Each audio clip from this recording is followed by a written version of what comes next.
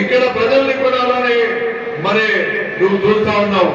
నేను ఒకటే చెప్తా ఉన్నాను, నువ్వు సంపాదించిన డబ్బు నీ స్వార్థితం కాదు.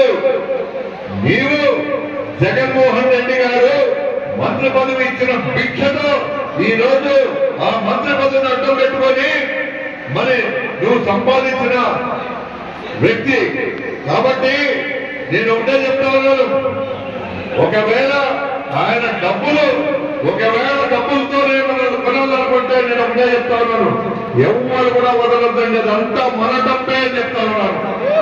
డబ్బు తీసుకోండి. ఇంతకుముందు ఉరుకోటలో ఎలక్షన్ జరిగినప్పుడు ఒక సామెత ఉండే,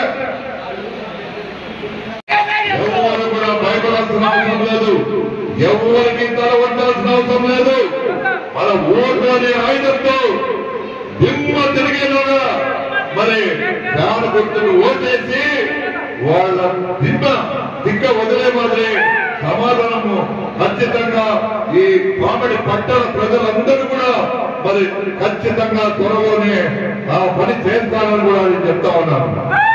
కాబట్టి సోదరులారా ఆలోచన చేసుకోండి, నా స్వార్థంతో కాదు చెప్తా ఉన్నాను. మనందరి శ్రేయస్సు కోసం ప్రశాంత వాతావరణంలో మనం బతకాల్సిన అవసరం ఎంతైనా ఉంది. మనకు గలాటల అవసరం లేదు. మనకు కావాల్సింది సంతోషంగా బతకడం, మన పిల్లలు మన పాపలు అందరూ కూడా సంతోషంగా ఉండడం. అటువంటి వారికి అవకాశం కల్పిస్తే వీధిన ప్యాకేజ్ క్లబ్బులు